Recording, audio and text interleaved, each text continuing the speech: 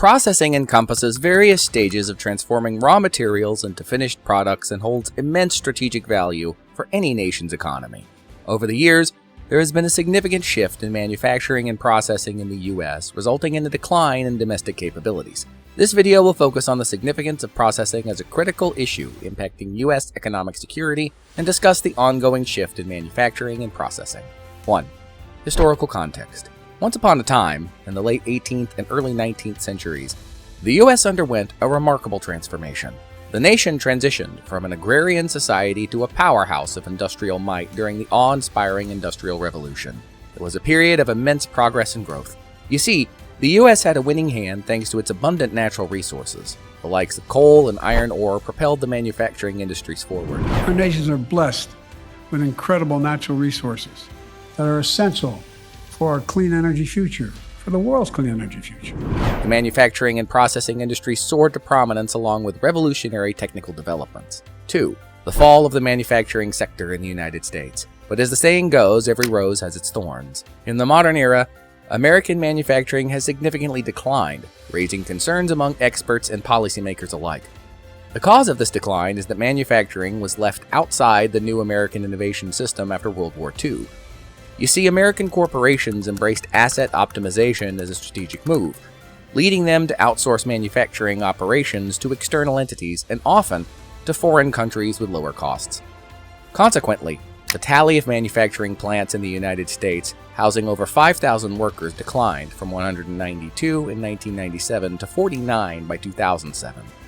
Moreover, the number of plants employing over 1,000 individuals decreased by half during that time. Contrary to America, countries like Japan, Germany, and China realized manufacturing is crucial in boosting their industrial bases, so they invested heavily in the sector.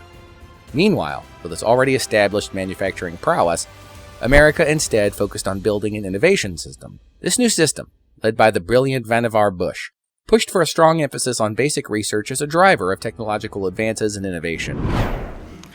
Now, this shows that technology is giving us a whole new world with whole new opportunities. And if we look at, for example, the phone, the time it took before half of the population in the United States actually had one took more than 50 years. A century later, the first wireless phone was introduced, and that only took 16 years before half of the population owned one. And then a few years later, the first smartphone came. That only took 6 years. Now, what does this show us? This shows us that not only technology is developing itself in an exponential pace, it also shows us that the adoption time, the time it takes for you to adopt something new, is decreasing dramatically. It brought together government funding and scientific research institutions like the NSF, NIH, DoD, and DOE. They called it the pipeline model, which directed funds toward cutting-edge research at the forefront of innovation. Consequently, America became a global leader in commercializing scientific discoveries, establishing a robust entrepreneurial ecosystem of technology. America's dependence on foreign processing. A. Dependence on minerals.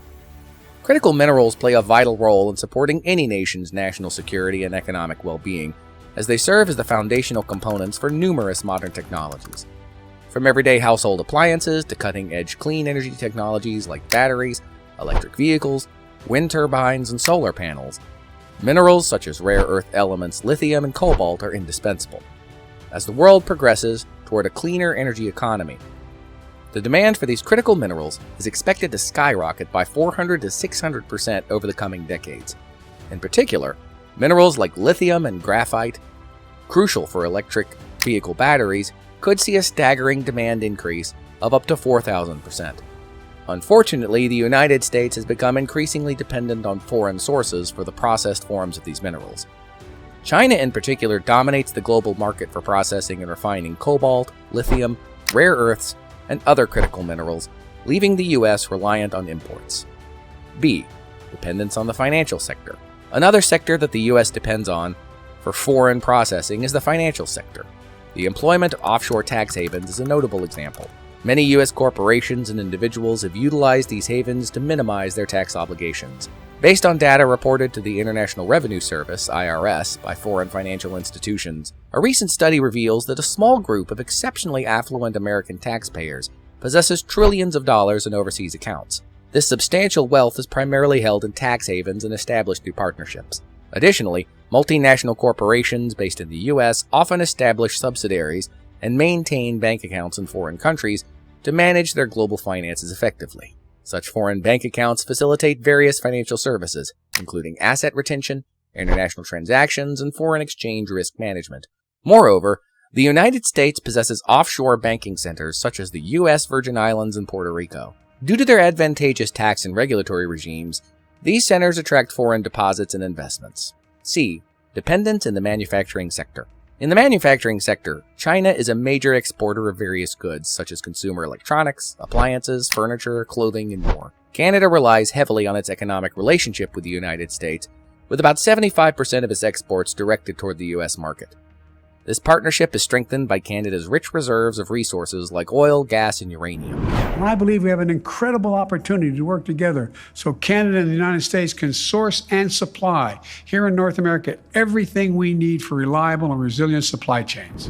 Mexico also plays a crucial role in the U.S. economy, accounting for 78% of its exports to the U.S., primarily in vehicles and vehicle parts. Germany is another prominent exporter specializing in industrial machinery, high-end automobiles like BMW, Porsche, and Mercedes-Benz, and other products like pharmaceuticals, machinery, plastics, and precision instruments. 3. Economic and national security implications. While the American system of innovation has flourished, the role of manufacturing has received inadequate attention. This neglect has had far-reaching consequences for American manufacturing. In June 2023, things took a bit of a nosedive for the manufacturing sector in the United States. The Purchasing Managers' Index, PMI, a nifty tool used to measure the industry's health, dropped to 46.3. The PMI is a vital economic indicator that gives insights into how well the manufacturing industry is doing. It's like a report card for the manufacturing sector, with scores below 50 indicating a contraction and above 50 pointing towards growth. With a PMI of 46.3, it's safe to say that the manufacturing sector hit a rough patch during that month. During this time, there was a significant contraction in new orders, primarily due to inflationary pressure and high interest rates. Manufacturing used to have a higher number of jobs compared to the services industry. However, with the decline in manufacturing, this concentration has gone down over time. The decline in the manufacturing sector has affected the distribution of jobs and has led to changes in employment opportunities.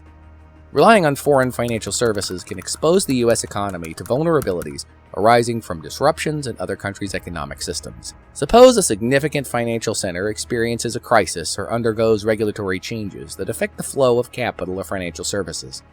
In that case, the impact can reverberate through U.S. businesses and financial institutions. Dependence on foreign countries also introduces concerns regarding data privacy and security.